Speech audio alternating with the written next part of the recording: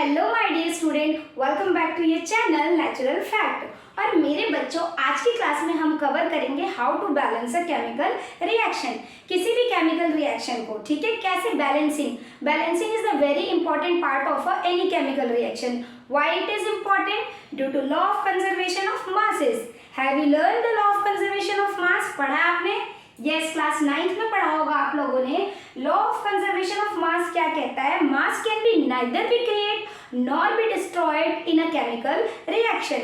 देखो, जो मासेस है, जो एलिमेंट्स पार्टिसिपेट करते हैं किसी भी रिएक्शन में, ठीक है, आइदर रिएक्टेंट फॉर्म और वो जो प्रोडक्ट बनता है वो भी, ठीक है।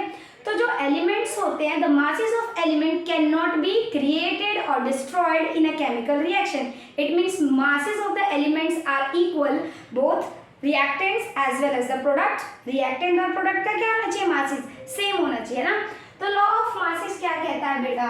mass can be neither be created nor be destroyed in a chemical reaction। किसी भी केमिकल रिएक्शन में मास ना तो बनता है और ना ही डिस्ट्रॉय होता है। इट मीन जैसा है वैसा ही रहेगा, ठीक है। सपोज मैंने केमिकल इक्वेशन लिखी, ठीक है, Zn प्लस H2SO4। हमने ये देखा था ना, जिंक के ग्रेन्यूल्स और हाइड्रोक्लोरिक एसिड वाला रिएक्शन। तो क्या बना? ZnSO4। क्या बना बेटा? ZnSO4 plus hydrogen gas release होगी। एम आई राइट? मैं ये आपको पढ़ा चुकी हूँ। देखो, तो ये एक एग्जाम्पल है। देखो, मास can be neither be create nor be destroy.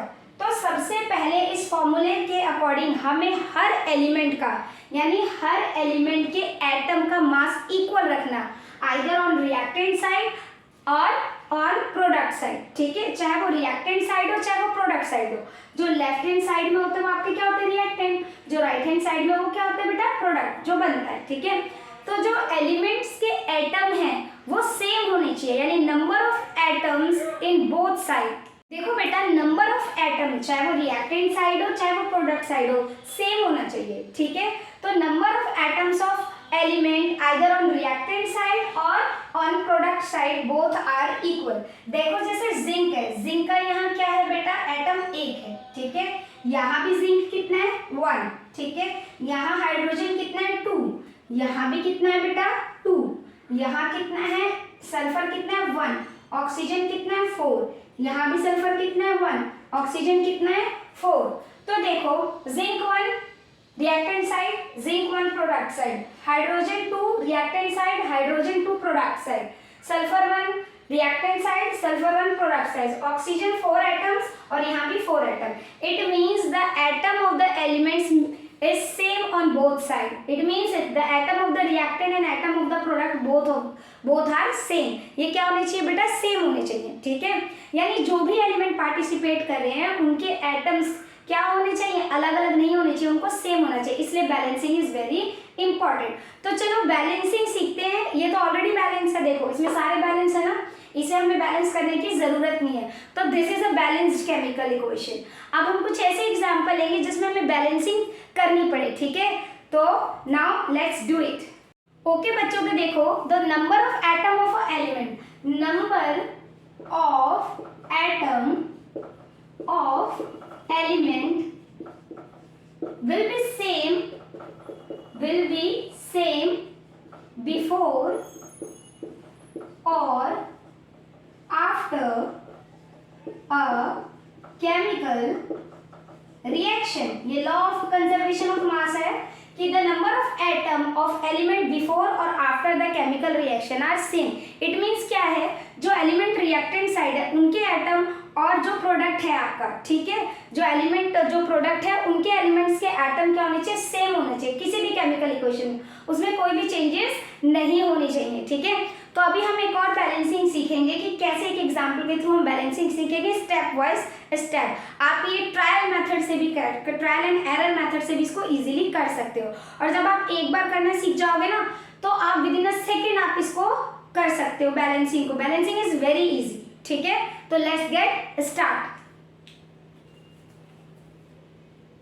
बेटा let's learn how to balance. Okay, so take a example. देखो Fe means iron plus H2O.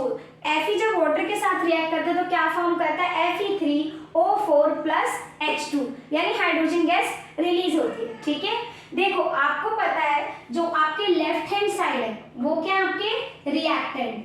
उन्हें क्या बोलते हैं बेटा? रिएक्टेंट बोलते हैं ना. और जो आपके राइट हैंड साइड में आता है उन्हें क्या बोलते हैं हम? Product. This is known as your product. Okay, तो फर्स्ट स्टेप में आपको क्या करना है? हर एलिमेंट के बाहर बॉक्स बनाना है. ठीक है, हर एलिमेंट के बाहर आपको बॉक्स बनाना है. ठीक है, जैसे आप मैथ्स में ब्रैकेट इंसर्ट करते हो, लाइक दैट आपको हर प्रॉपर एलिमेंट के आगे क्या करना है बेटा? बॉक्स लगाना है. ये फर्स्ट स्टेप आपका. ठीक है, step number 1 done. Second step में हाँ, वन मोर इम्पॉर्टेंट थिंग ध्यान रखना. आपको जो भी चेंजेस करने हैं, जो भी नंबर पुटअप करना है 2, 3, 1, आपको इस बॉक्स के आगे पुटअप करना है. In between the elements put up नहीं करोगे. जैसे कि H2O लिखा था, इसका मतलब ये नहीं कि आप यहाँ नंबर रख दोगे. No, this is wrong. इसीलिए ब्रैकेट लगाते हैं ताकि जो हम चेंजेस करना हो, यानी जब हमें बैलेंस करना हो, तो जो हम नंबर्स पुट करेंगे वो इस बॉक्स के बाहर करेंगे. हर एक बॉक्स के बाहर. अंदर कोई भी चेंजेस हम नहीं करेंगे. ठीक है, क्योंकि केमिकल रिएक्शन है.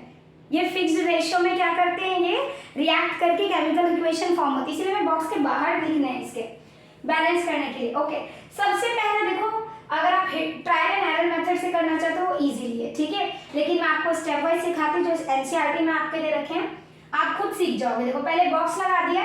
सेकंड में आपको क्या करना है? जिस एलिमेंट में सबसे ज्यादा नंबर ऑफ एटम्स है, ठीक है, वो आपको कैच करना है. तो देखो यहाँ इसमें सबसे ज्यादा है. इसमें क्या क्या है? Fe3O4, यानी यहाँ पर ऑक्सीजन ऐसा एलिमेंट है जिसके अंदर नंबर ऑफ एटम ज्यादा है, 4 है. ठीक है, और यहाँ पर देखो किसमें है? ये H2O में ऑक्सीजन है, हाइड्रोजन के साथ ऑक्सीजन है, वाटर बना रहा है. ठीक है, अब एक बात बताओ, यहाँ क्या है आपका? यहाँ तो 1 ही है, यहाँ 4 है. ठीक है, अब मैं क्या करूँ? अब अगर मैं इसके आगे आपका 4 लगा दूँ, ठीक है, आपको पता है ब्रैकेट के अंदर जो भी चीज होती है, अगर यहाँ 2 है तो 2 इससे भी मल्टीप्लाई होता है, इससे भी होता है. आपने सीखा नहीं मैथ्स में? तो सेम एज इट इज. देखो पहले आपको क्या करना है? एक ऐसे बॉक्स प्रिपेयर करना है. सेकेंड स्टेप में उसके ऊपर लिखना है, पहले एलिमेंट्स लिखोगे, एलिमेंट्स, फिर यहाँ पे लिखोगे number of atom on reactant side, और यहाँ पे लिखोगे number of atom on product side. Number of atom on product side. ठीक है, तो सबसे पहले लिखते हैं, देखो ऑक्सीजन का ही लेते हैं. देखो सबसे पहले क्या लिखेंगे? Fe ले लेते. चलो Fe, यहाँ भी 1 है और यहाँ कितना है? 3 है. यहाँ कितना है बेटा? 1 है और यहाँ कितना है बेटा? 3 है, क्योंकि Fe के साथ वहाँ 3 लिखा हुआ. अब हाइड्रोजन, इसको अभी रुको. हाइड्रोजन यहाँ कितना है बेटा? 2 है, वहाँ भी कितना है? 2 है. ठीक है, अब लेते हैं ऑक्सीजन. ऑक्सीजन यहाँ 1 है रिएक्टेंट साइड में, प्रोडक्ट साइड में कितना है? 4 है. तो सबसे पहले आपको बॉक्स बना के एलिमेंट्स के एटम लिख लेने हैं कि कितने एटम वहां पर है. ठीक है, लिख लिया. अब देखो बैलेंस सीखेंगे. ठीक है, ये आगे समझ में. देखो फॉर एग्जाम्पल यहाँ पे ऑक्सीजन 4 है, ऑक्सीजन यहाँ पे 4 है. अब मुझे क्या करना है? इस ऑक्सीजन को भी 4 करना पड़ेगा जो रिएक्टेंट साइड है, तभी तो बैलेंसिंग हो पाएगी, है ना, क्योंकि जब एटम्स इक्वल होंगे. तो फॉर एग्जाम्पल मैंने यहाँ क्या किया? 4 पुटअप किया. क्या पुटअप किया? 4. तो देखो 4 जब इससे होगा तो हाइड्रोजन तो ये 8 हो गया. हाइड्रोजन कितना हो गया बेटा? ये तो 8 हो गया रिएक्टेंट साइड में, और वही प्रोडक्ट साइड में कितना है? 2 ही है. ठीक है, ऑक्सीजन यहाँ 4 हो गया और यहाँ भी 4 हो गया रिएक्टेंट एंड प्रोडक्ट साइड में. देखो अगर मैं इसके आगे 4 लगा दूं, अगर मैं प्रोडक्ट साइड में जाके हाइड्रोजन के आगे 4 लगा दूं, तो ये हो जाएगा? बिल्कुल हो जाएगा, क्योंकि 4 2 जा 8, तो ये भी कितना बन गया? 8. आगे समझ में? अब देखो Fe कितना है? यहाँ 3 है और यहाँ 3 है. अब मेरे को क्या करना है बेटा? देखो मैं इसके आगे 3 लगा दूं, यहाँ तो ऑलरेडी 3 है प्रोडक्ट में. Fe जो था आपके यहाँ 1 था, रिएक्टेंट में प्रोडक्ट में 3 था, तो मैंने इसको 3 से इंटू कर दिया, तो ये भी 3 हो गया और प्रोडक्ट में तो ऑलरेडी 3 था। अब देखो क्या ये बैलेंस हुआ। अब गिनो एटम कितने हो गए बैलेंसिंग के बाद, देखो यहाँ 3, यहाँ 3, ऑक्सीजन 4, ऑक्सीजन 4, हाइड्रोजन 4 2 जा 8, 4 2 जा 8, बैलेंसिंग हो गई। तो बैलेंसिंग इज वेरी इजी, आप बहुत ही आराम से इसको बैलेंस कर सकते हो। ठीक है, सबसे पहले आपको पिक करना है जिसके अंदर नंबर ऑफ आइटम ज्यादा है उसको, फिर उसके बाद नेक्स्ट को, लास्ट में सबसे कम वाले को पिकअप करना है और उसको पिक कर करके आप इजीली बैलेंस कर पाओगे। ठीक है, सो चलते हैं एक और या 2-3 एग्जांपल देखते हैं। देखो बेटा, ये केमिकल रिएक्शन हमारी बैलेंस हो गई थी। Fe कितने 3 एटम्स, हाइड्रोजन 4 2 जा 8, ऑक्सीजन 4, यहाँ भी Fe 3, वहाँ 3 लगा दिया था, यहाँ ऑक्सीजन 4 ऑलरेडी बैलेंस, 4 2 जा 8, हाइड्रोजन भी कितने हो गए 8। ओके, तो चलो एक और करते हैं बैलेंसिंग को। देखो बेटा, तो एक एग्जाम्पल से हम सीखते हैं। देखो यहाँ पे क्या है, हाइड्रोजन है प्लस क्लोरीन, ये दोनों रिएक्टेड मिलके क्या दे रहे हैं, hydrogen chloride. It means H2, hydrogen को क्या हम लिखते हैं H2 और प्लस Cl2। ठीक है, तो क्या मिला, HCl मिला। क्या हमें मिला बेटा, HCl। आगे समझ में। अब इसे बैलेंस करना है, तो सबसे पहले क्या क्या हमारे पास, देखो ये 2 चीज़ें हाइड्रोजन और क्लोराइड, वो हमने लिख लिया। रिएक्टेंट साइड में कितने हैं हमारे पास एंड प्रोडक्ट साइड में कितने हैं, ये हम लिखेंगे। ठीक है, तो आप देख रहे हो रिएक्टेंट साइड में हाइड्रोजन कितना है 2, प्रोडक्ट साइड में 1 है। ठीक है, क्लोरीन कितना है 2 और यहाँ कितना है 1। अब इसको बैलेंस करना है। आपको पता है सबसे पहले हम ब्रैकेट लगाते हैं क्योंकि हमें इसके अंदर कुछ भी चेंज नहीं करना है। अब देखो अगर मैं यहाँ पर 2 लगा दूँ तो ये मतलब हो गई, ये हाइड्रोजन के साथ भी मल्टीप्लाई हो रहा है, क्लोरीन के साथ भी हो रहा है ना, तो क्या बना 2HCl। तो देखो हाइड्रोजन यहाँ भी कितना हो गया, 2 हो गया। हाइड्रोजन रिएक्टेंट में भी 2 है, प्रोडक्ट में भी 2 हो गया। ठीक है, और यहाँ पे क्लोरीन भी 2 है, प्रोडक्ट साइड में भी 2 हो गया। तो ये क्या होगी, बैलेंस हो गई। आगे समझ में।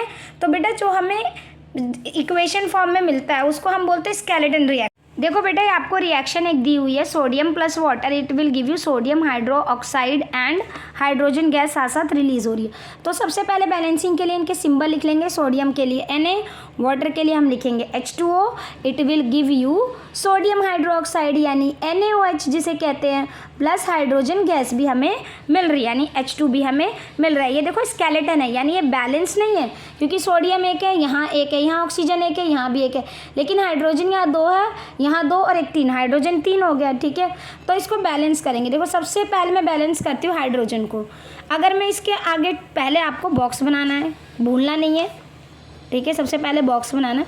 अगर मैंने बना दिया तो 2 यहाँ हो गए, 2H के साथ होगा, तो यहाँ तो 2 हो गया और ये 2, कितने हो गए टोटल हाइड्रोजन बेटा 4 हो गए। देखो 2 यहाँ और 2 यहाँ, तो कितने हो गए 4 हो गए। तो अब यहाँ मैं अगर 2 लगा दूँ तो हाइड्रोजन हो गया 4, लेकिन देखो ऑक्सीजन फिर क्या हो गया 2 हो गया, यहाँ भी ऑक्सीजन बैलेंस हो गया।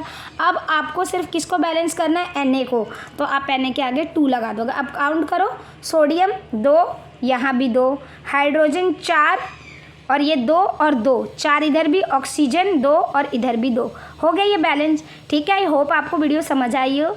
आप भी NCERT के क्वेश्चन करने की कोशिश करिए। जो डाउट्स है प्लीज़ वो कमेंट बॉक्स में लिखिए और अगर मेरा वीडियो अच्छा लगता है तो मेरे चैनल को लाइक और सब्सक्राइब करिए। Thank you.